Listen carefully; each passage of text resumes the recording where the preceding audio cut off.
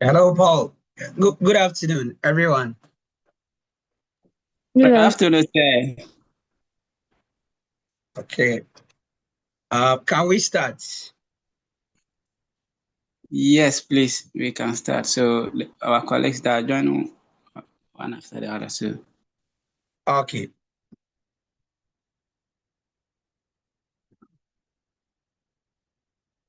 all right. So we are going to look at the meaning of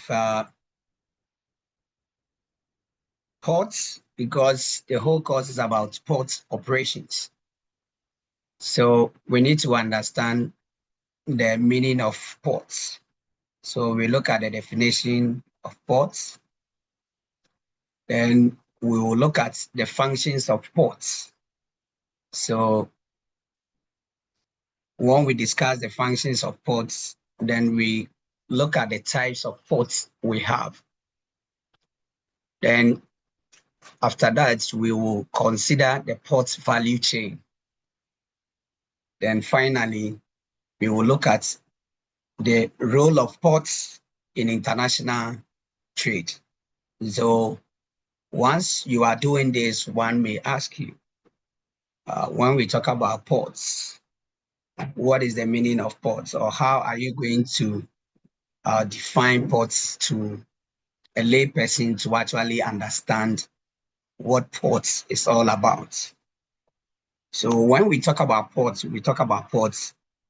it is just a designated maritime or inland facility where vessels berth to load and discharge cargo and passengers. So in a very simple term, we will say that uh, ports is a designated what maritime or inland facility where vessels built to load and discharge cargo and passengers. So as we can all see, when we look at the picture that we have, we could see that a whole lot of activities are actually going on. People are indeed trying to load the vessels. Some are also trying to offload. And then we could see people are also actually, they have landed and they are about to take cars to their various destinations and all that. So basically, when we look, we could see that indeed we have passengers on board, we have cargoes on board, where the vessel is actually uh, taking them from one destination to another. So we can all witness. So that is how come this place that we are watching, or the places have been actually designated as a maritime or inland facility where the vessels will come and berth to load and also discharge cargo and then the passengers.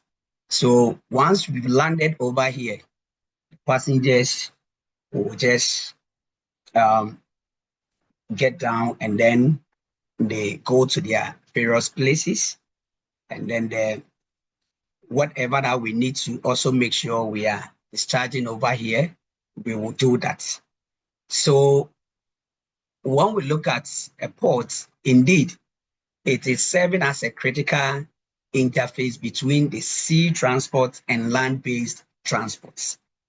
So a sea-based transport and land-based transport, we can see where the taxi is actually, they are making sure that this taxi can move into the vessel. They are loading it peacefully so that at the end of the day, wherever that they are going, they can move to their destination. So when we see, indeed, it is indeed serving as an interface between the sea transport and then the land-based transport systems.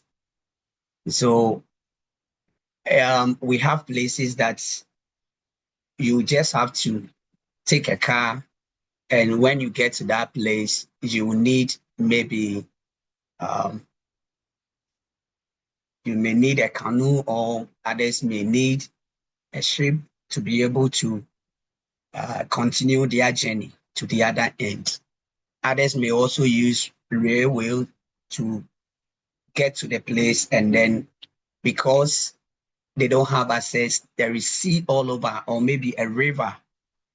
So the only means they can get to their final destination is to probably use a ship, uh, a vessel, or maybe they may use a canoe to do that. So it serves as a critical interface between sea transport and land-based transport systems.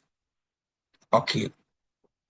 And then the ports are not merely just the docking locations. They are highly integrated logistics hubs.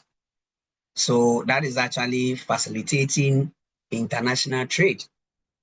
And then it is also helping us to ensure economic development and supply chain connectivity.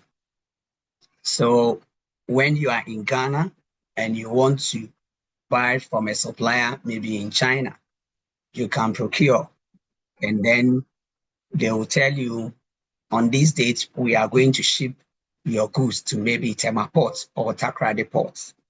So when they ship, they will send you a message, or you will be notified that your items are shipped to Takrady or Tema Port, and the arrival dates will be communicated to you so that you can track it. So you could see you are here as a consumer or maybe a business person. You need to procure items from another country. And with the help of the ports, it is actually helping us to transport the goods from China to Ghana. Then you will go and then clear your goods and start doing business with it. So that is a kind of economic development, because it is actually creating jobs for others. People are also working there. Those there, we have people who are working at Ghana Port and Harbour Authority. So that is a kind of economic development. And then there is a supply chain connectivity. So the manufacturing company can indeed manufacture their products, and then with the help of the ports, they can indeed transport it to those who are actually buying to sell over here. Or if a consumer is actually buying, it is actually helping us to receive, and then you can use it or you can sell to your customers. So when we look at the modern ports, indeed, we are looking at infrastructure. We are also looking at technology, because supply chain is actually looking at seamless approach. We should be able to track. So when they ship your goods, you should be able to track it to know where the goods are actually at, the current location of your goods. It should be able to know. So technology is helping us. And that is how come we are talking about Internet of Things, for tracking, for visibility, for traceability. We need a seamless approach, and without technology, there's no way we can ensure that. Then logistics services gets to the ports, and then maybe a third-party logistics over there will also do the packaging everything and then send it to the final destination, or maybe the one procuring the goods. So you could see a whole lot of commercial activities are actually going on to support global commerce. So when we look at ports, a port is a designated maritime or inland facility where the vessels actually berth to load and discharge cargo, and passengers. It is also serving as a critical interface between sea transport and land-based transport systems, such as road, rail, and inland waterways.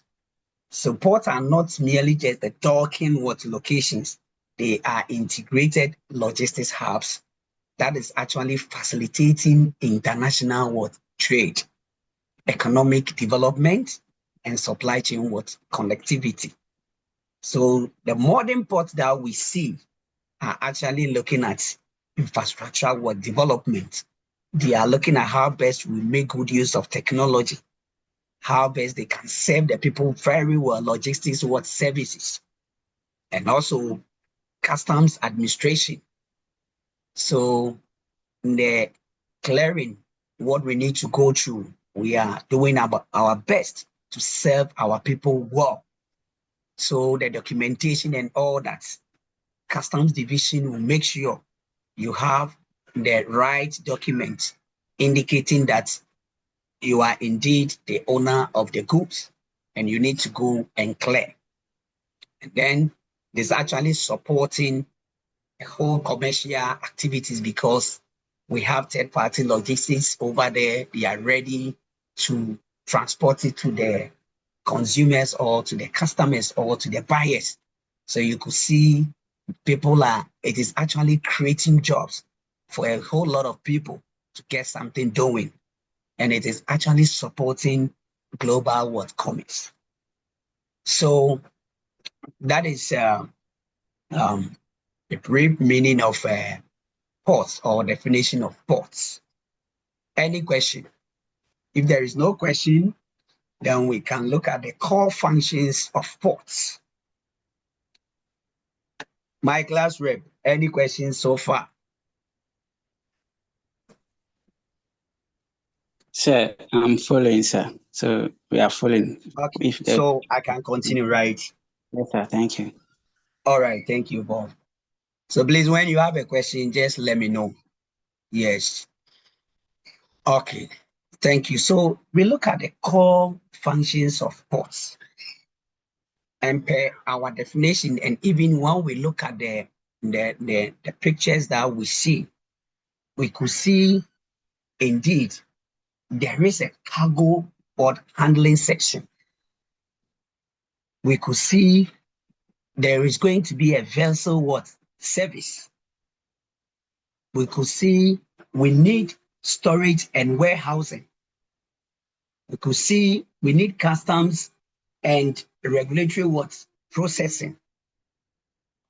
And then finally, there is a logistics and value added services.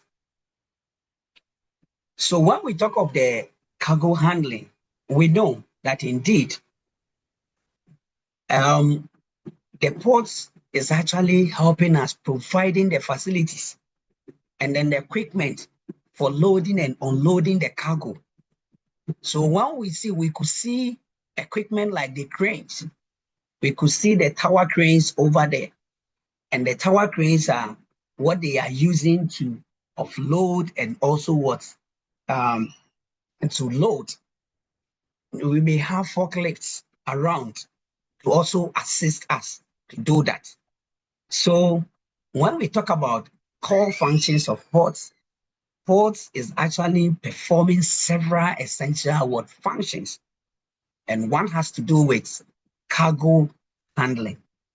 So the port is actually providing facilities and equipment for loading and unloading the cargo. So the containers that we need to load, the containers that we are going to unload, we need equipment to do that.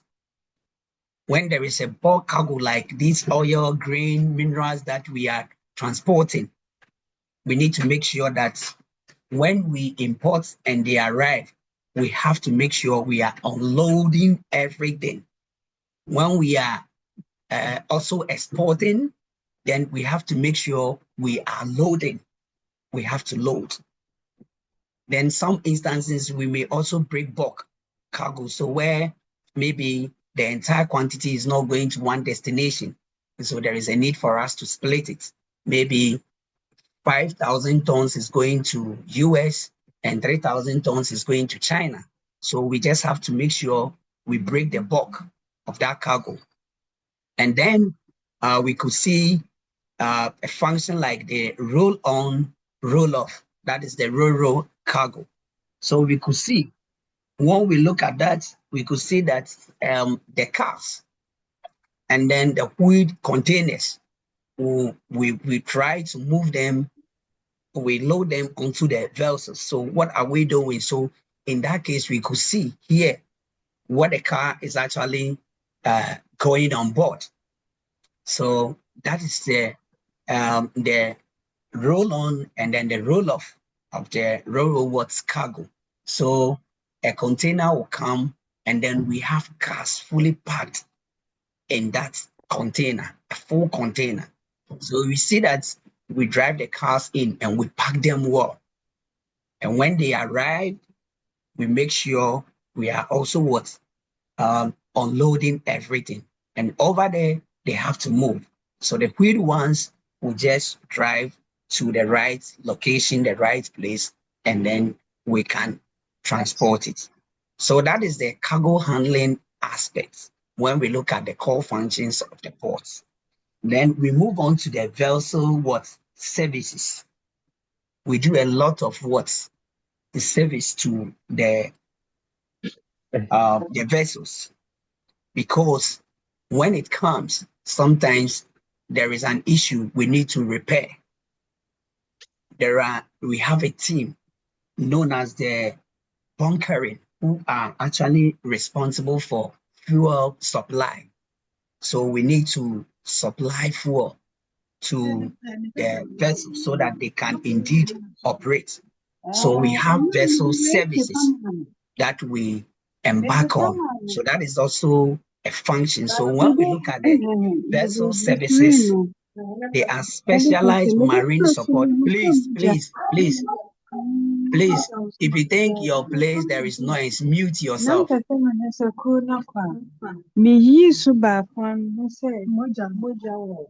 Beatrice, please, can you mute yourself? Thank you, Beatrice.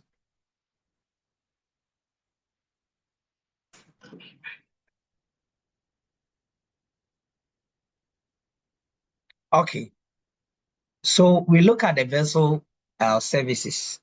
They are specialized marine support activities provided by the port to ensure the safe arrival, the berthing, the servicing, and then the departure of the ships.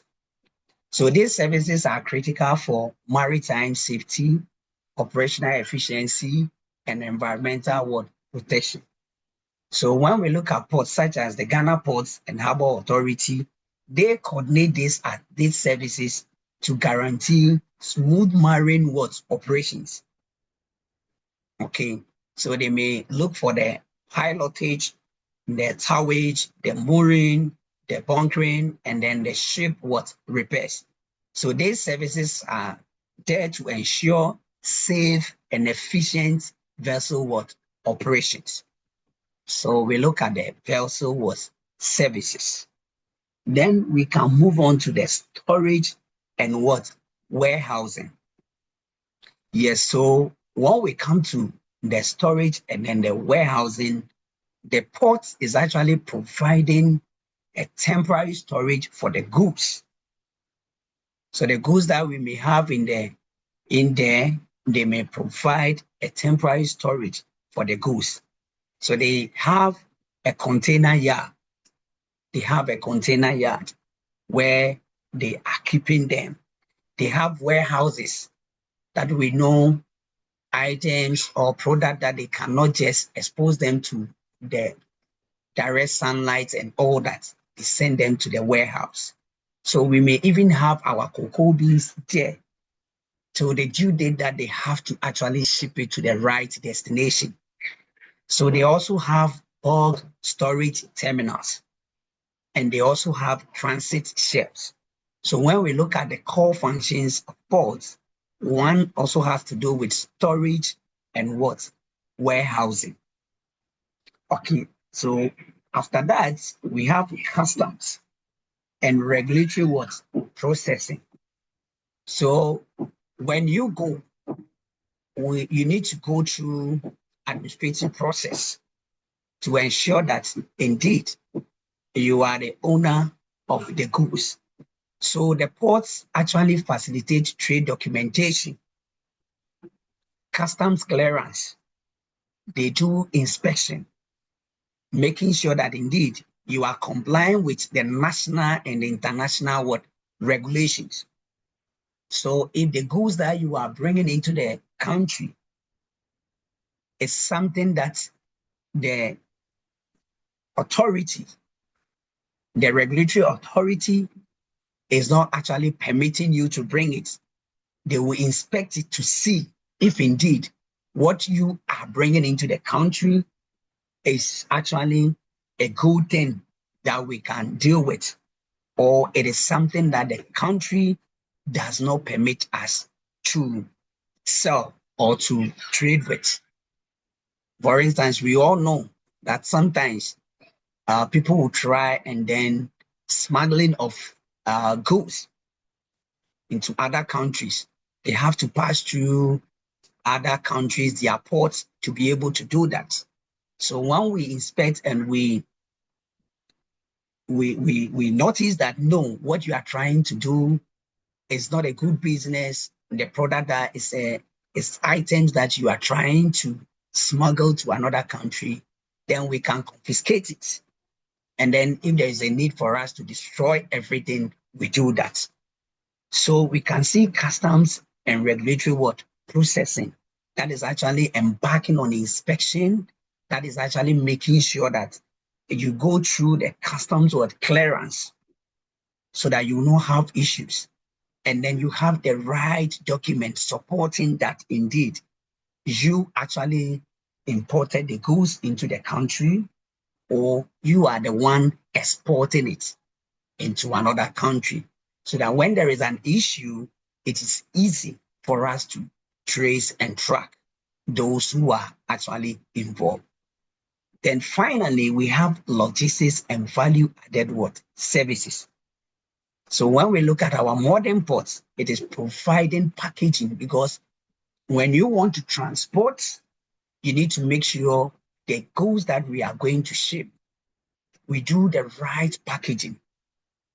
But when we don't do that, by the time we transport the goods, we ship it to the right destination, we may have issues. The goods or the products may even go back. So we may record defective products. So we do the right packaging. We do the right labeling to know where it is coming from and where it is going. So Company A in Ghana is shipping to Company C in China. So we do the labeling for us to see where the items are actually originating and the final destination of the items. And those that are responsible, the owners, those who have to go and clear. So we have assembly and then we have distribution services. So ports act as a logistics platforms rather than just a simple word, transit points. So when we look at this, we are actually looking at logistics and value added services that port is actually doing because they make sure we do the right packaging so that we can indeed transport the goods to the right destination. We do the right labeling so that we could see, we can identify where the goods are actually coming from and where the goods are going. Okay, so that is basically about the core functions of what? Ports. So we've considered the cargo handling, we've considered the vessel what services that they do. We've also touched on the storage and warehousing. We've discussed customs and regulatory what processing. And then finally, we touch on logistics and value added what services that they do. If there is no question, then we can move on to look at the types of ports that we have.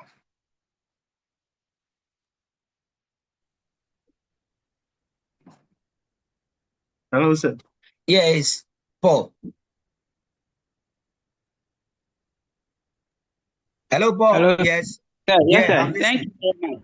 So, upon your narration or your explanation on the functions, I realized that the customs and the regulatory processing body Mm-hmm. they have the core mandate to see the documentation and to and from of what do you call it, goods Yes.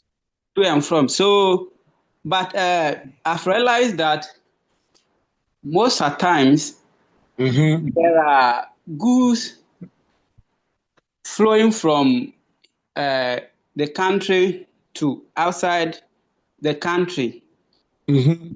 without their notice, which I may say illegal, the illegal Yes. process. Yes. So that's fail for their duty, or there are ways, uh, there are other process or other ways the body, that is the custom, doesn't know when the process starts. Well, yes. So then that one, it means that they are trying to probably smuggle the goods or the products into a different country. And when they want to do that, they will not go through the due process. Okay, so even if they have a documentation, probably they did not go through the due process. And you see, a typical Ghanaian will say, maybe we have a connection man there who can actually do something for us. So even probably the document that they are having may not be a genuine document, because when you go there for the service, they have to make sure they are going to inspect what you are sending out, whatever that you are shipping. They have to check. They have to check where it is coming from. Who is the supplier? Is it coming from the right source, the right manufacturer? Is actually the one shipping the goods to another country. So they will do the checks, the background checks. They have to do that. So unless, because you could see that sometimes when we are even trying to smuggle our cocoa to Cote d'Ivoire and all that, we don't want to pass through the right process. They don't do that. And when they get to know that people are trying to do that, they also confiscate the goods. They investigate to know the perpetrators, those who are actually involved, those who are actually doing that. And even when they have a staff who is actually trying to cover up, then such a person, they will deal with you. So once you are going through the due process, the right process, then that one they have to make sure they are inspecting it, giving you the right document to cover the items that you are indeed, because you tell them that I am actually shipping 30 pieces of a particular product to maybe somebody in China, and they have to see that, and then they do a documentation to cover that. So the where the goods are actually coming from, that is the source, the right point where it is originating, they will know. They will look at that. They will make sure indeed you have every right to do that. And then where it is going, they will also track it, making sure that indeed this is something that is quite legal for you to trade, for you to send it to another country. And that is how come when they use dubious means to bring in goods, that's the country, the regulatory bodies are not actually giving them the mandate to do so. We confiscate everything and we destroy it. And when we are destroying the goods, we invite the general public to see, to witness that indeed this is what we are doing. Paul, are you clear? Yes, sir. Yes, sir. I'm following you, sir. Very clear. Okay, okay, that's great. So unless they have a way of doing it, and then they don't want us to see. Okay. Any questions so far? Yes, sir. Hello, sir. Sir, Yes. I have my Good answer. afternoon, sir. Good afternoon. Please, my question is, if your goods arrive at the port, please, how long or how many days is it going to take for you to clear the goods? And maybe if you, maybe let's say, is it 3 months before you can pay a penalty, or 1 month, or 2 weeks? I wanted to know, sir. Okay. For you want to know more about the demurrage charges that they pay, right? Yes, sir. Yes, because once the goods arrive, you will be notified. Even you are aware, because these days, because of technology, you are even tracking it. So, the port is highly congested if you've been there before. So once it comes and they are going to offload everything, you can go and then clear your goods. You need to start the process. You don't have to wait.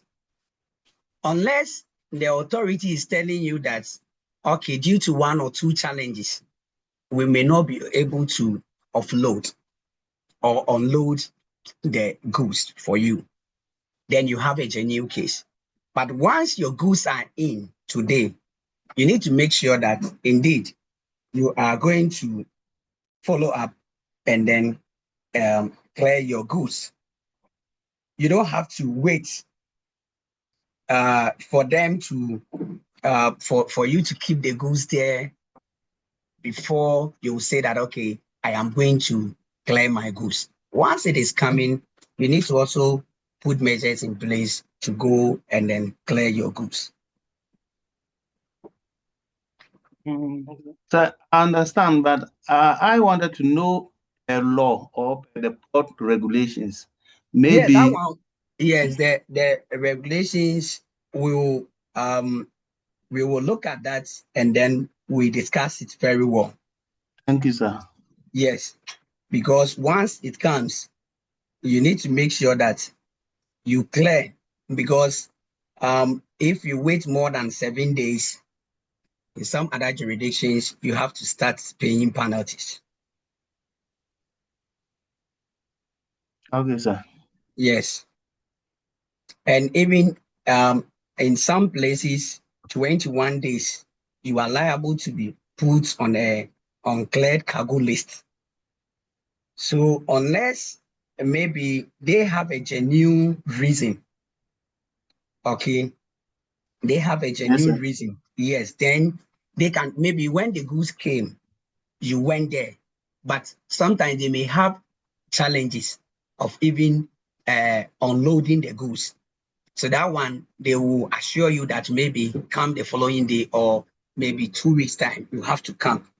But once you have the goods within 7 days, you need to make sure you are going to clear your goods.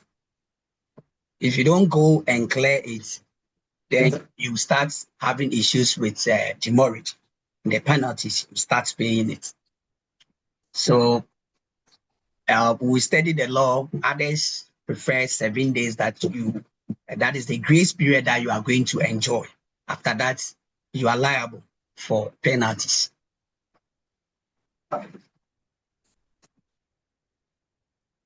Okay.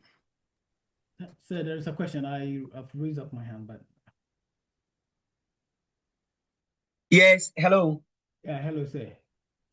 Your voice is Hello, sir. Can you hear me? down. Can you please Hello, amplify sir. your voice a bit for us to? Can you hear me now? Yes, please go ahead. Right. So my name is Emmanuel Adai, and I just want to, understand this point. When we talk about port, it's like the focus. Emmanuel, Hello, can you sir. please? Your voice is Hello, very, sir. Can you very hear? low. I don't know. Can you hear me now? Yes, Emma. Yeah. So my concern is, it's a concern and also a question. Because when we talk about ports, it's like the focus is only shifting to the C1, which is the harbor, right?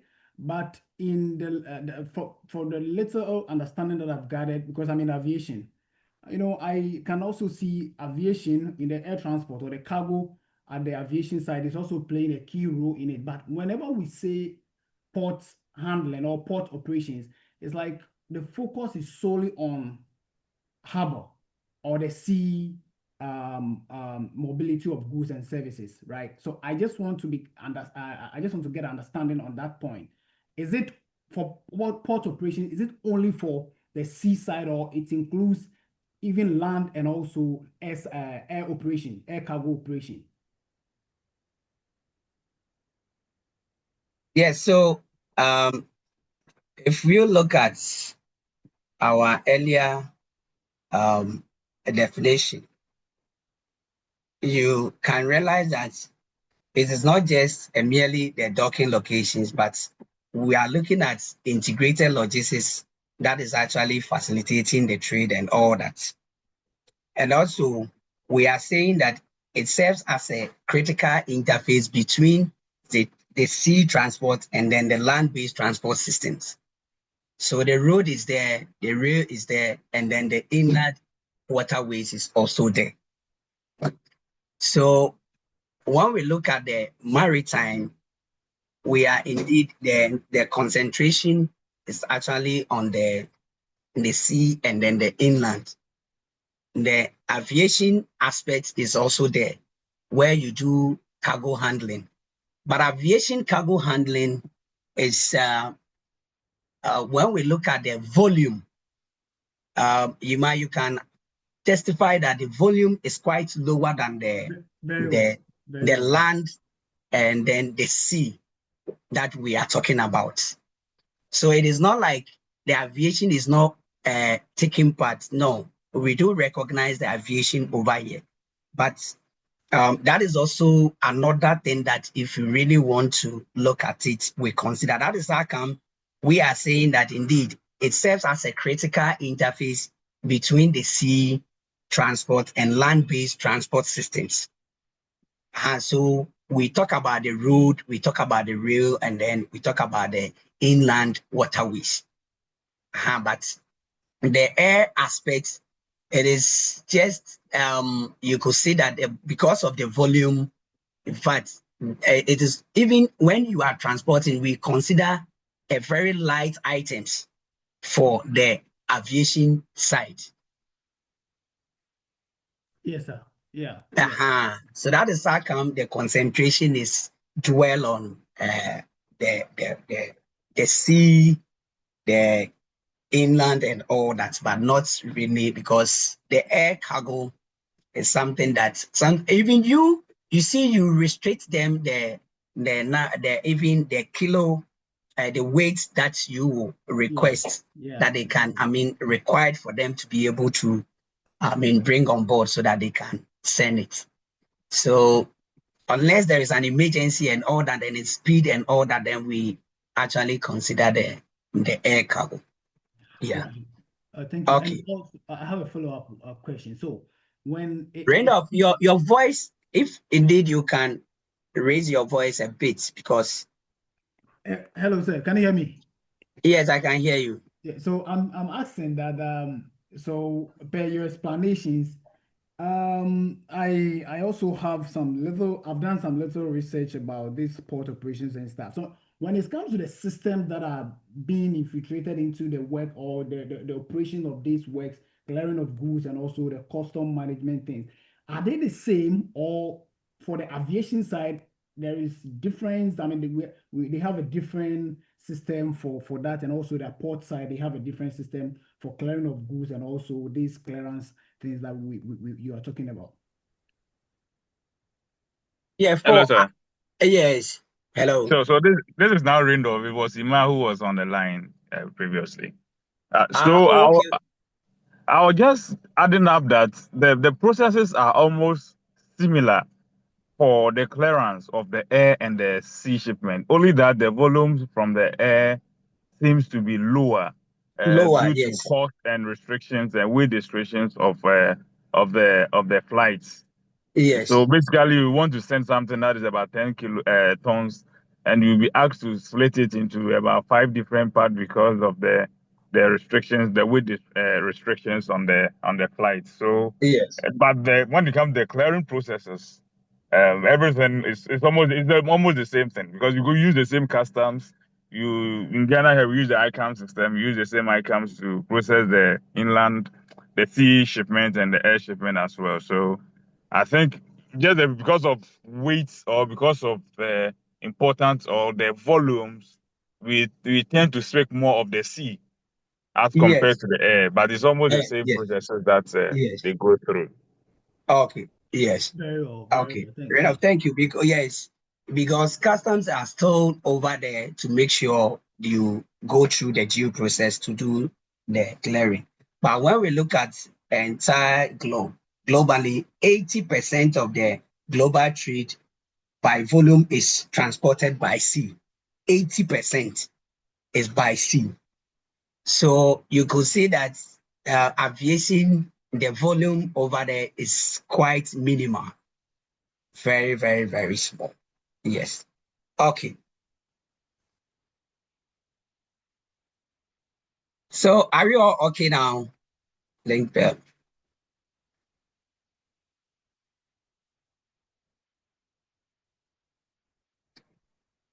Yes, sir. Yes, sir. Okay, so we can continue. Okay, so once we are clear with the core functions, then it means that we can now look at the types of ports that we have. Okay. So as we were talking about it, when we consider the types, we could see the sea ports, the river ports, and then the dry ports. Mainly, we consider these three. So the ports are indeed classified based on the location, the function, and then the cargo specialization. So we have the seaports. So the seaports are located along the coastlines, and then they serve ocean-going vessels. So they handle the international maritime trade and are typically equipped with deep water belts to accommodate large ships. So example is like the port of Tema. So you could see it's a seaport and it's a major gateway for export and import. Okay, when we look at Ghana here, we can talk of Port of Tema and then the Takrady port as well. Okay, so that is the seaport. And then we can also look at the river ports. So the river ports are also located along the navigable rivers and then the canals. So they facilitate inland water transport and connect interior regions to seaports. So these ports are important for maybe bulk cargo movements, maybe agricultural exports, and then maybe regional trade. So the river ports also reduce transportation costs and congestion on road networks. Then finally, we look at the dry ports. So the dry ports is an inland intermodal terminal directly connected to a seaport by road or rail.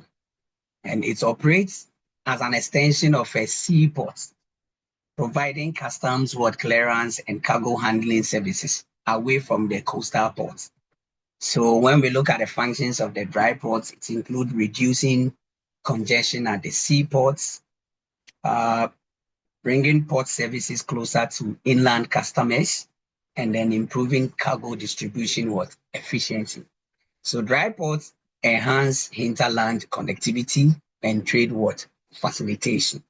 So the three main types of port that we have discussed, we are looking at the seaports first, we look at the river ports, and then we consider the dry ports. Okay. So In Ghana, when we check the places that we have these vessel beds to load and discharge cargo and passengers, we could see we have Tema Port, which is a major seaport. So this is an international cargo, and it is looking at containers, bulk, and passengers. And sometimes people go to also cruise around. So we also have Takrady Harbour, which is also a major seaport. And it is also for export and imports of cargo, oil, and gas support. We also have Accra, Sekondi, South Pond, and Edmina. These are smaller coastal harbors. So they are local and small scale cargo for fishing activities. And we also have the fishing harbors, that is Tema, Alberts, and then we have Bosuntri Sam, that is a fishing port. So they are also for fishing vessels, beds. And then we have Akusumo Port, that is a lake, the Lake Volta. So this is an inland lake port, and where we consider passengers and cargo on lake waterways. And then we also have Lake Volta ferry terminals. This is also an inland ferry site where we look at passenger stroke cargo ferry services. So when we check Ghana, these are the places we have vessel beds to load and discharge cargo passengers. Yeah, Rudolph. Yeah. So, sorry. Currently, which port do we term as inland container ports? Do we have any? Because I know Lake Buankra was supposed to serve that purpose. Yes, Buankra, yes, is purposely dry ports, and when we look at it, it is something that we were going to use it to serve from the north to this end. I mean, they are still working on that. And Takrady too, I think they have Takrady inland ports. Yes, and Tema too, they have. Oh, those are ICD. So, The dry ports mainly is the Buankra one that they are trying to work on it, but that one is actually to connect from the northern region to Tema, and then it is also going to serve Burkina Faso and then other places as well. okay. Yes.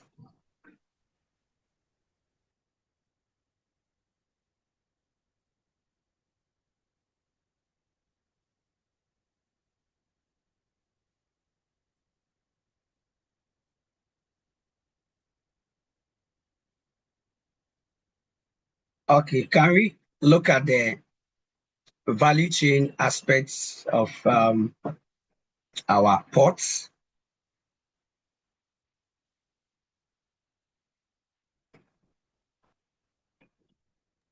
Yes, sir. So we can proceed. Class rep, are you there?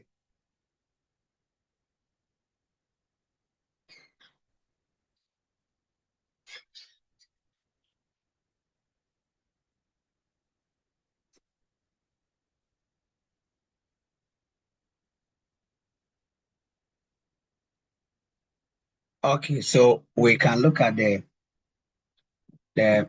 port value chain.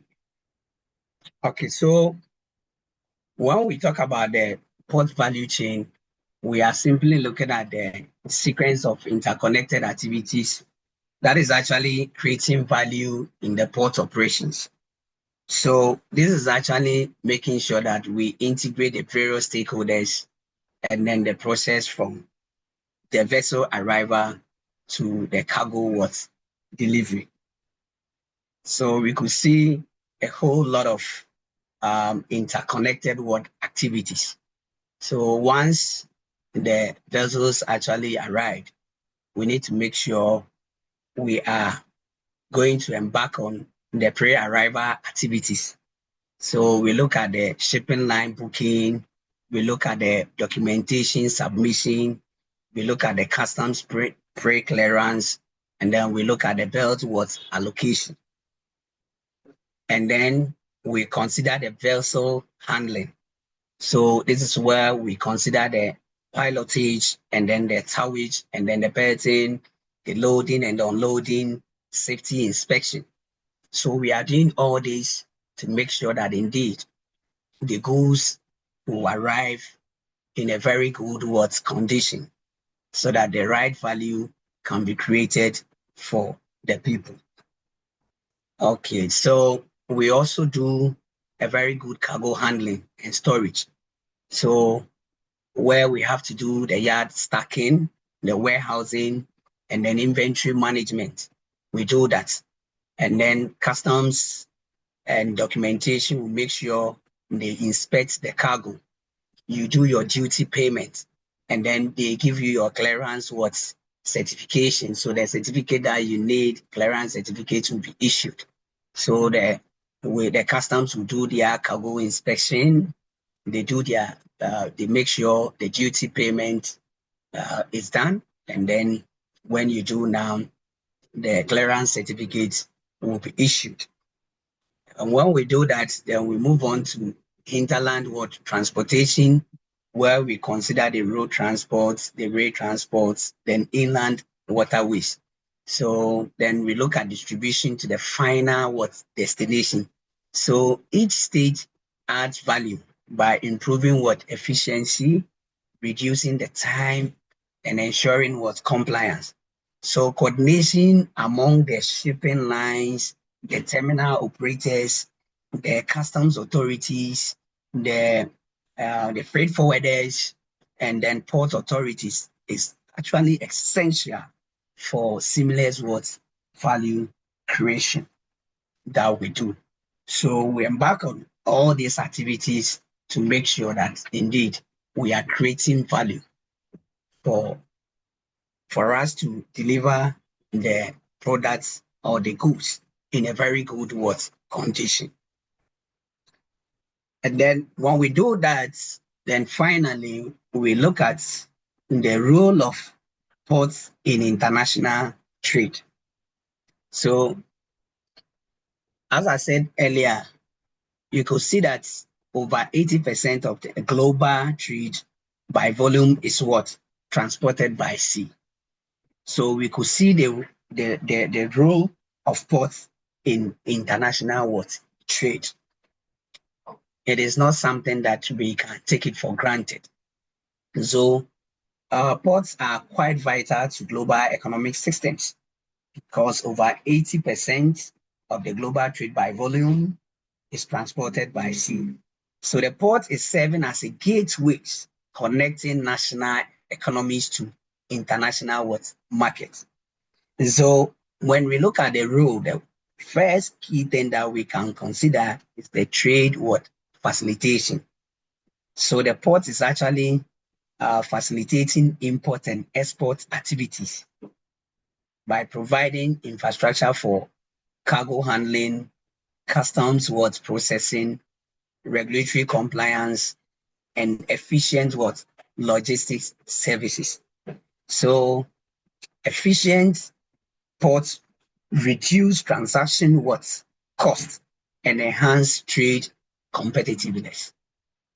So if we are not efficient, and then the vessels will come and we are unable to process it, we are unable to embark on how best we can load and also unload on time, and we are delaying people for no reason, they may look for another place, or maybe if there is a nearby country that they can go and then do that, then they may probably look at that. So we need to make sure that we are efficient enough for us to help our stakeholders to achieve the costs that they really want to reduce.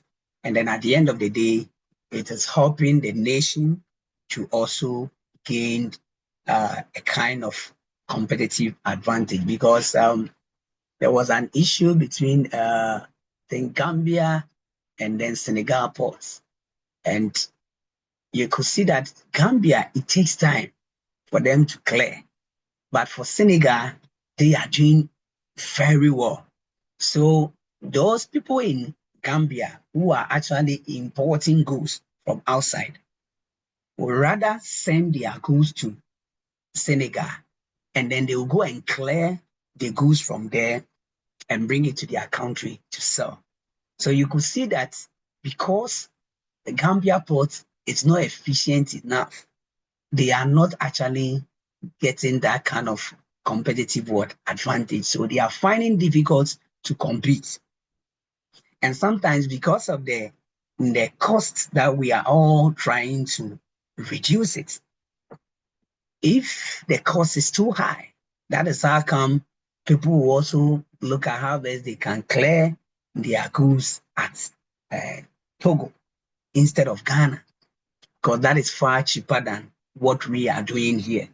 So we need to make sure that indeed we are efficient enough to help us reduce the transaction cost, and then that is going to help us to gain competitive advantage.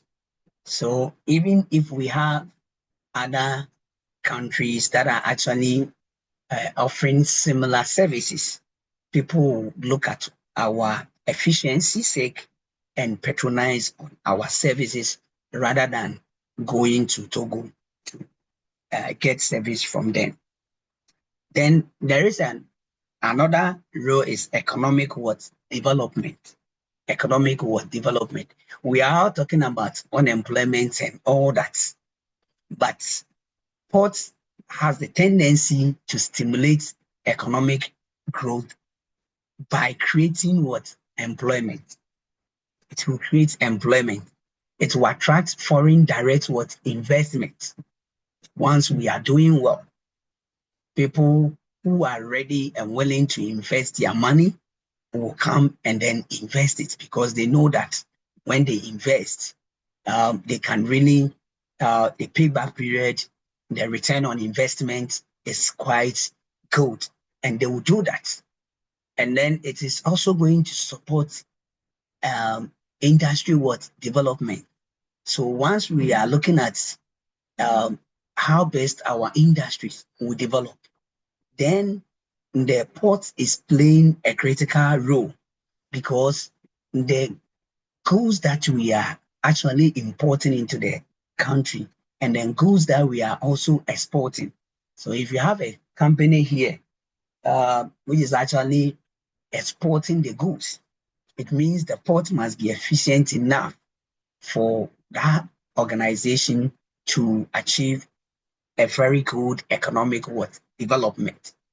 So once they are ensuring payment of the duties and all that, it means that it is going to also generate government revenue.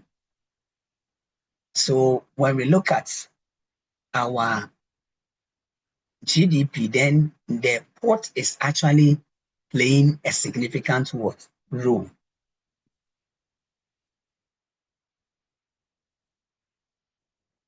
It is indeed playing a significant role for us.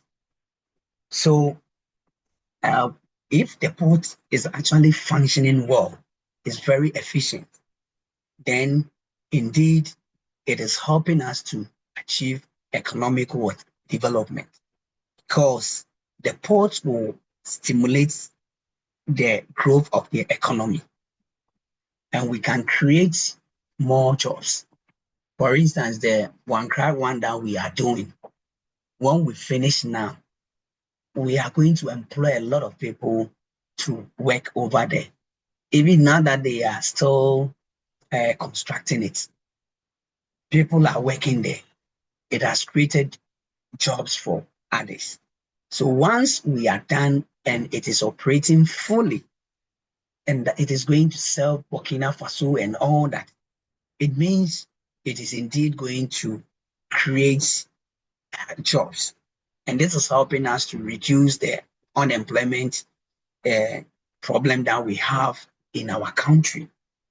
So when we make sure that the ports are actually functioning very well, it will bring economic what? Development. It will bring economic development. And our gross domestic what products, that is the GDP, will also going to be very, very strong because the port is working well for us. Okay, so we look at the supply chain what integration aspect of it. Supply chain what integration, because the manufacturing company is here. The buying organization is probably in Nigeria, and then the consumers are also there. It is the port that is going to help us to bring all these people together. So it is creating supply chain what integration. So the internal and external people can now come together. So when we consider the actors, they are really coming together. So if you are procuring and you place the order, the processing and everything will go to the customs division for their inspection and all that. And then when the goods arrive, you will be notified to go. And then we do the inspection and all that. And we need to transport it. So you could see that the third-party logistics will also get something doing. So this is a very great point for us for supply chain what integration. So the ports actually integrate the maritime transport with even inland what distribution networks. So they are indeed connecting the producers, the manufacturers, the wholesalers, the retailers, and even the consumers. So we have this seamless integration that is actually ensuring supply chain reliability and what? Responsiveness. Then finally, we look at regional and global what? Competitiveness. Regional and global competitiveness. So countries with efficient ports gain competitive advantage in the global market because high port efficiency is leading to the reduction of vessel turnaround time, lower logistics costs. It is going to improve reliability. It is also going to increase export competitiveness. So when we do this, it means that we are indeed helping our nation to gain competitive advantage. So that is how come I was saying that if you look at what is happening between Gambia and Senegal, regional and global competitiveness is actually pushing the Gambians to even make sure that goods that are coming to their country will pass through Senegal ports. And in terms of economic development, means that they are contributing for the development of Senegal economy, and they are creating jobs for them because probably Gambia port is not efficient. So here, the whole idea is if the ports is quite efficient, then you can gain competitive advantage in the global market. But if the port is not efficient, it is going to be very difficult for you to compete. And if you are not careful, it is going to create a serious problem because the industries will struggle. The industries will suffer. Because if we are exporting because the port is not efficient, we are unable to ship the goods, we are unable to send the goods to the customers or the buying organization on time. If we are also importing, it will come to the port and it is going to delay. It takes months, maybe over 3 months. We are still struggling to get our goods cleared. So how are we going to operate? It is going to be very, very difficult for the organization to operate. So we look at regional and global competitiveness. And so coming to an end, we've also discussed the role of ports in international trade. And then we touch on the trade facilitation, economic development, supply chain integration, and finally, regional and global competitiveness. So, any questions so far, any contribution, any suggestion?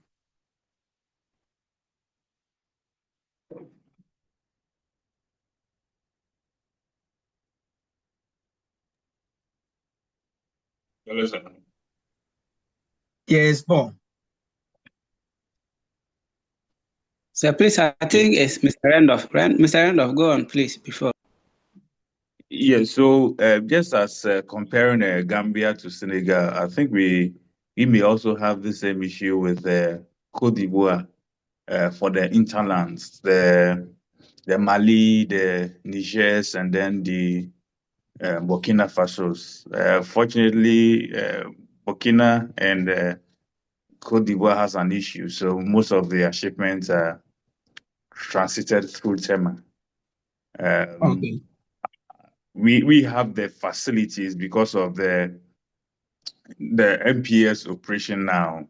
So Okay. in Africa, I think we are one of the efficient ports because we have modern equipment and stuff. But our operations and the cost, in terms of cost, that is where we have complaints that our things are costly as compared Okay. to Ivory Coast. So Okay. that is. So I think probably you still have to, because we have to make sure that we are also ensuring cost reduction so that a lot of people can actually patronize on the service that you are rendering. Because if the cost is very high or a bit higher than our competitors, then if the day that they will improve on that, it means they will no longer come to Ghana. So we need to work on that. It has to do with operations management. And I think probably we will fish out where the problem is actually coming from. And then our people will enjoy the good service at a very low cost. And that is going to help us to maintain the competitive advantage that we have. Okay, thank you. Thank you for your contribution. Yeah. Okay, sir. So I have a question, sir. Okay, so who is speaking? Paul, sir. Okay, Paul. Yes, Paul. Yes, sir. Thank you.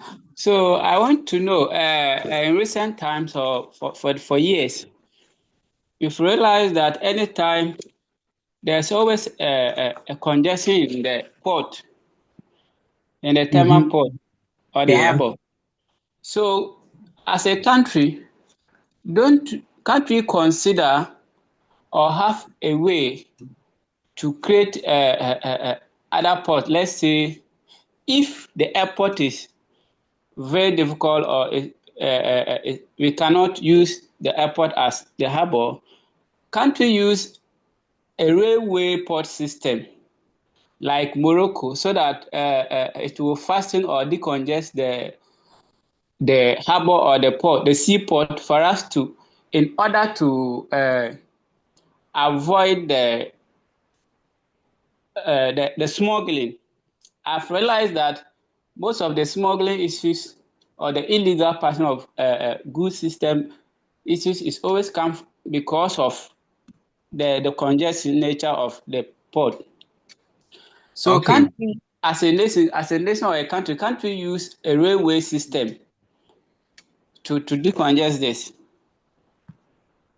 I think Renoff will come in. Renoff, did you listen to him? This one, Yes, Paul is just asking you a question. Oh. Paul, I think if we have remained where we were in 10 years ago or 8 years ago, I don't think any person can call Temaport. Because I remember getting to Christmas then, there was only GPHA. And then it will take you 4 days for you to get a container. Even with that one, you have to go and find somebody and give him some money before you can get it.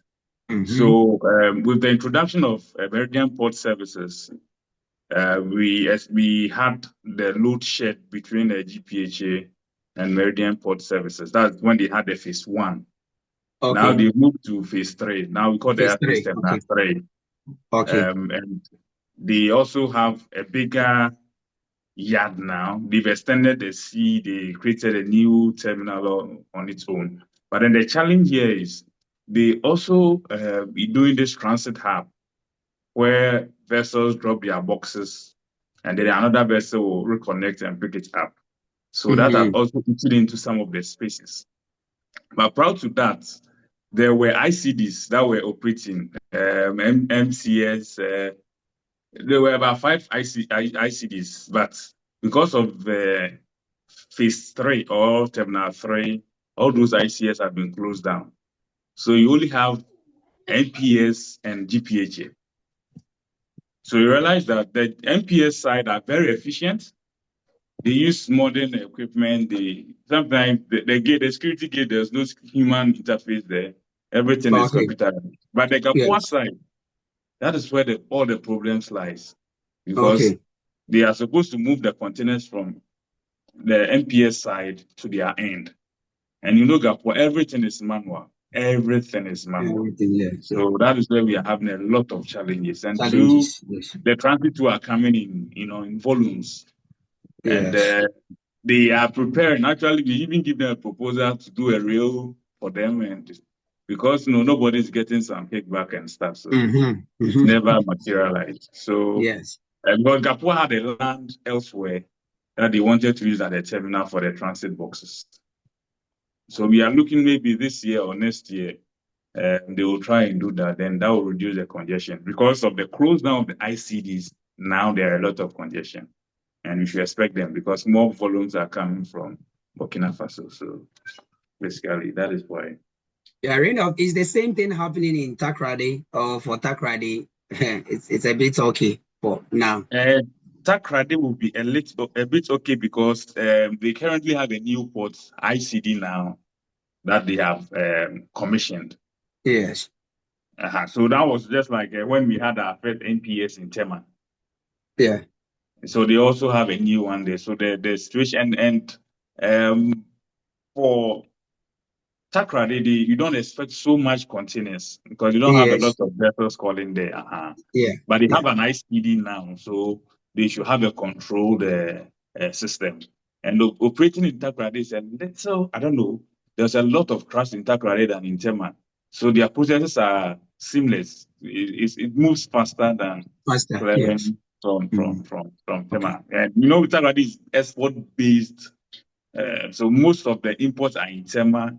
We have very few imports going to Takrady because the freight is expensive to Takrady than in Tema. So, yeah. Okay, so Paul, I think thank you. Please follow up. So, Mr. Randolph, if I get you right, you said Gapua, most of the problems lies through passing through the Gapua side, and they operate manually. So why can't they also go through the paperless system?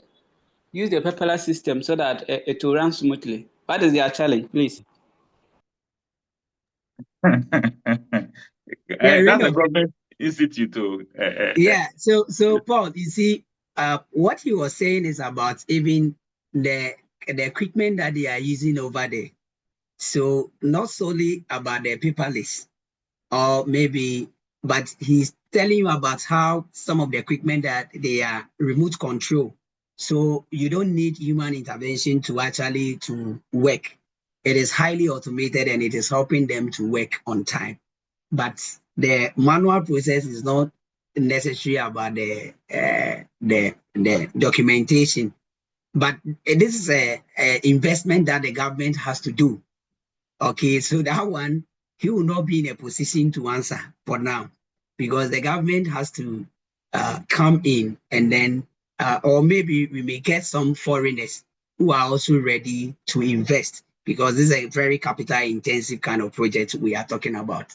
So we need investors to come in, or the government must be willing to commit more resources to help them to upgrade the machines that they have. Then they are also going to be more efficient because they've seen what the others are doing. And I think they can also do same, but they need the financial resource to be able to do that. So this one, Radolf will tell you that indeed they are on the government to come to their aid. So they are hoping to get the fund to do that. Okay, thank you very much. Well noted. So Paul, if you think you have money, you can also discuss with Randolph and then uh, he will invite you and then you meet the president and you come out with your terms and conditions because we are encouraging PPP. I'm not there yet, so but I think that question, Random will be the best person. So it's his project work. That's assignment for him. He should go and look for the answer. Okay. So you've given him a topic, eh? Yes, sir. Thank you. Okay, that's good. That's good. Okay, okay. All right. So I think we will bring our discussions to an end for today. If we don't have any question, if there is any contribution or suggestion to, please let us know.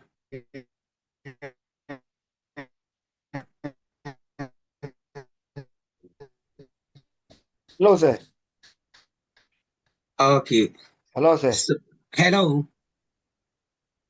My name is Fred Edu. Due to network issue, I wasn't able to join the class early.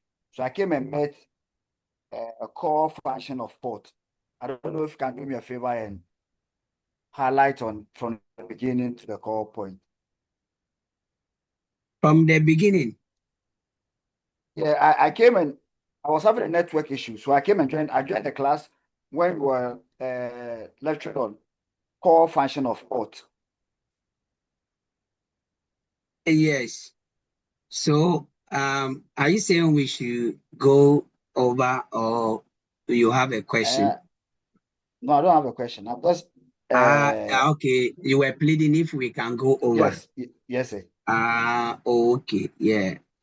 Because of the time, Fred, I think looking at the core functions of the ports, we discussed the cargo handling, where we make sure we are embarking on the loading and then unloading of the cargoes, and we also touch on the vessel services that they do. And so we discussed thoroughly where we need to make sure we are even ensuring repairs, we are ensuring timely supply of fuel so that they can operate. And then we also touch on storage and then warehousing because the goods that they receive, Randolph can tell you when we receive the cocoa, we have days that they are going to be with them and they have to make sure there is a warehouse for them to keep it. And they have storage yards that they are also keeping the containers and all that. And then we also touch on the customs regulatory and then the processing, where you need to make sure you go through the due process to obtain your documentation and then the clearance, you do your payments and all that for you to get your goods well processed. And then we also touch on the logistics and then the value added services that the port is also offering to us. So after that, then we also touch on the types of ports where we discuss the sea ports, the river ports, and then the dry ports. Then finally, we discussed the ports value chain, where we were looking at the sequence of interconnected activities that is actually creating value in port operations. So under that we were looking at the pre-arrival activities that we would do. Then we do the vessel handling, then the cargo handling, and then the storage customs and documentation, and then the hinterland transportation that we also embark on. Then finally, we came to the role of port. I think in the last part, you were with us, Fred. Yes, Hello, sir. Fred. Yes, sir. Yes. So far, I think that is what, and which means that the beginning, I think, yeah, when we started. So yes, so you only miss the we only look at the definition of the ports where we were discussing of it is a designated maritime or inland facility where vessels pay to load and discharge cargo and then passengers. So basically, we consider the definition and then we discuss the other things. Yes, Randolph. Yes, sir. Sorry. So as we looked at the types of ports, I think Yes. I was expecting to see the airports there because that is ports, right? That's a general Yeah, port. yeah, yeah. The airports is a port, but looking at the focus, you see, if you look at the volume, that's how come I think one of you was actually raising about the aviation aspect and all that. Yes, looking at the volume that they are dealing with, um, hardly we actually consider the airport because they also have other activities that they do. Yes, so the cargo handling aspect is there, but when we split and we check the volume that you are dealing with, you could see they are just looking at a highly insignificant volume that they are looking at. Yes, so I think somebody asked earlier, why are we not treating the aviation aspects here and all that? Okay, because when it comes to travel, they also hold a big chunk of the market. So I was thinking that maybe we can touch on it Yeah, lightly. that is really true. That is really true. But the focus is not solely when we talk about the port operations, the activities going on over there is quite different from what the airports are also doing, even though we consider cargo in a very over there, but their main function is not about moving of cargoes or transporting it. So that is how come we are indeed focusing on the river port, the seaport, and then yes, and then the aviation people will take care of the airports.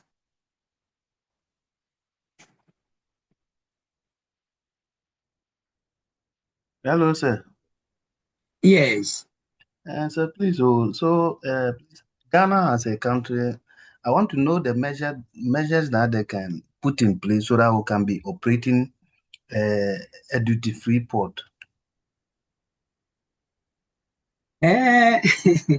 Looking at the economy for now, if we want to go for duty free, the government will also struggle to, I mean, um, actually finance that. Because, Randolph, you know very well, even now that we are not on duty free, we don't have a free port and all that, and we are paying, we are still struggling to even get the equipment to fast track our activities. So you could see operational lapses here and there. So when we talk about optimization, we are still struggling to get there. So now, if we want to go for free, then we are going to struggle. We are really going to struggle. So we need to work very hard, and then I think we'll get there because we're not enjoying free SHS. But now, looking at maybe our financial status, they are saying, okay, the government can really take care of it. So it's something that we need to make sure we are going to embark on it and we are going to sustain it. Else, we will start and we may not be able to sustain that. And that is going to create a serious problem. So that's how come maybe now we are not looking at free for now. Yes, because even as we are paying, you know very well that even the cost is still high.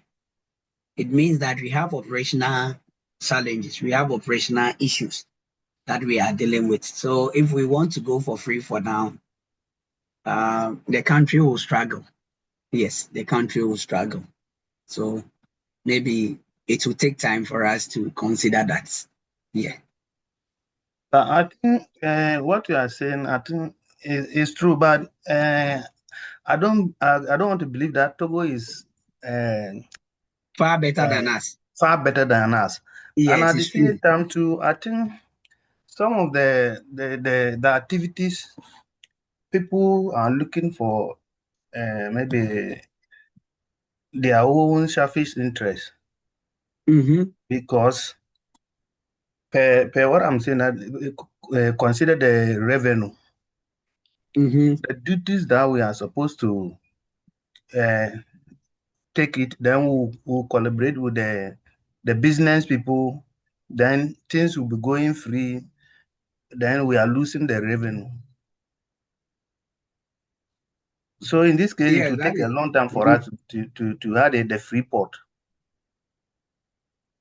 Yeah, it will take time for us to get there. That one is true because it's not an easy thing, and we need to make sure we have um saying that we are no longer going to the tools. We are struggling to even maintain our routes. So people are actually suggesting that sure the toll booths are actually work so that at least maintain our roads. And we were relying on how best this e-levy could actually help us to get money to do other things. And when we implemented, we noticed no, it was not helping. People were still complaining about it.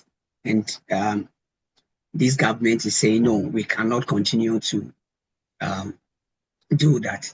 So before we will say that Togo is doing something and we want to do same, we need to sit down and then analyze it and see if indeed it is something that we can sustain.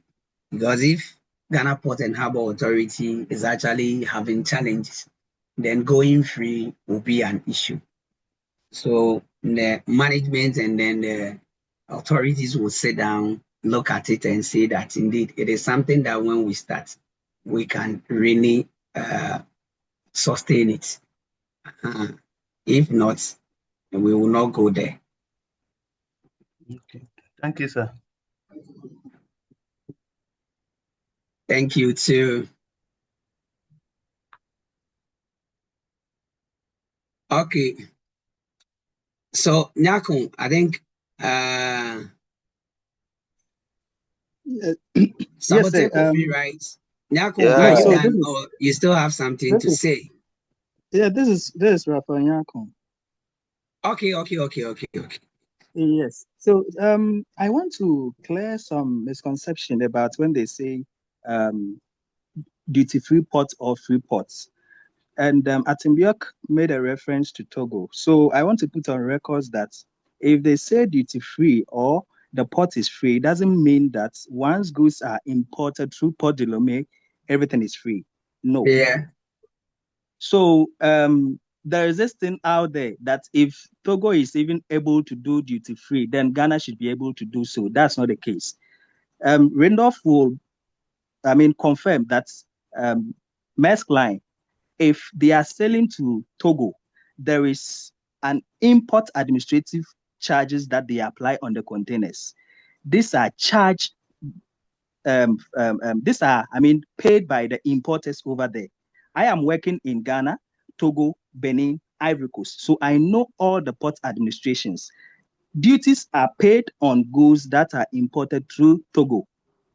There is this thing we call sets. That is is it common external tariff?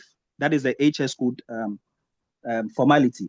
which stipulates all the ECOWAS member states the kind of rates that you should, charge on particular goods. And these things apply to all the member states. So Togo is not exempted from such taxes. So the duty rate, which is applied on, let's say, rice, imported rice, if it's 10% in Ghana, it's 10% in Togo, it's 10% in Ivory Coast, it's 10% in Cotonou. The only difference here, it is the levies or the local taxes that are, formulated by the government. So Ghana, we are having an additional taxes of about, 32%, which is different from Cotonou, that is Benin, which is different from Lomé, that is Togo, which is different from Abidjan, that is Cote d'Ivoire. So these are the similarities. If they say the pot is free, it doesn't necessarily mean that the pot is free. It is only some aspect of it, which is re-export. When you are importing for re-export, that is where you don't pay taxes. When you are importing into free zones, that is where you don't pay any taxes or levies. So that is it. Okay. All right, Nyako, thank you for the clarification. That's a very good contribution. Okay. Emmanuel, is it Emmanuel Ade? Yes, sir. Say it's Emmanuel Ade. Sir, can you hear me now? Emma, your voice is down. They cannot hear you. Hello, can you hear me, please? Hello, Please, sir. can you hear Emma? Sir, no, please. I don't know what is in the studio. I don't know. The voice Hello. is... Hello, sir. Can you hear me now? We can hear you. Okay, so about this duty-free port and thing, I wanted to add it to what Nyako said. So ironically, when we mention duty-free or something, if let's say duty-free port or duty-free items, it does not necessarily mean all the items or all the operations taking place there are duty-free. No, but even at the airport, when we say duty-free items, you can, let's say alcohol, we have some percentage and some weight of alcohol you can use when boarding an aircraft. And when you go beyond that, it will be subjected to custom, which means you need to pay duty on it. The same way when you're buying perfumes, if you buy more than, I think, 4 or 5 perfumes, depending on the country that you are shipping or flying to, their policies, you may be asked to pay a duty on it. So when we say duty free, it doesn't mean all the items that are being shipped or that has been transported there are duty free, but it's for some specific items. And even those items, they have it in quantities.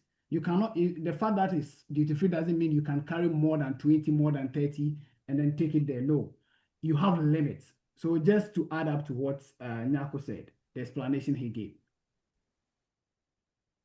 Okay. All right, Yuma. Thank you for your contribution. I think you were just adding up to what Nyakon said earlier. Yes, as we all know, even free SHS that we have in Ghana, we still have other things that the parents must bear. There are other cost components it is not going to cover. You still have to pay. You still have to make sure registration and all that you are going to pay. So that's it. That is the explanation that they are actually helping us, so that we will not think Ghana is a wicked country. They are not helping our people. Okay.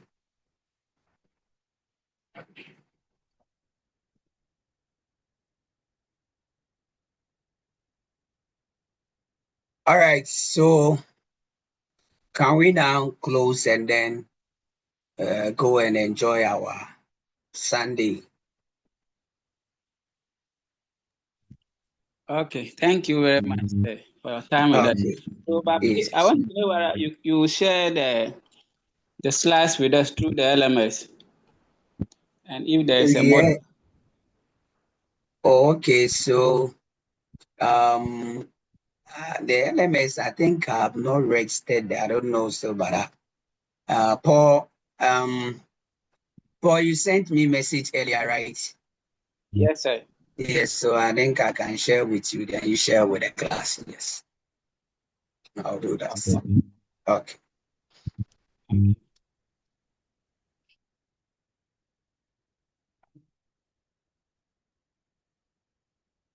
Okay, so thank you for your time.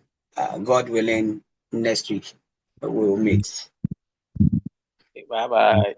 Bye. Thank you, sir. Uh, Thank you, sir. We'll meet next week. Thank you, TS. Thank you, sir. Thank So, before you. you go, your slide.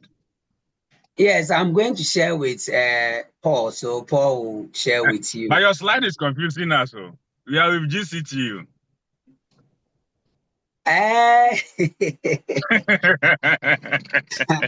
Yeah, you saw ATU, right?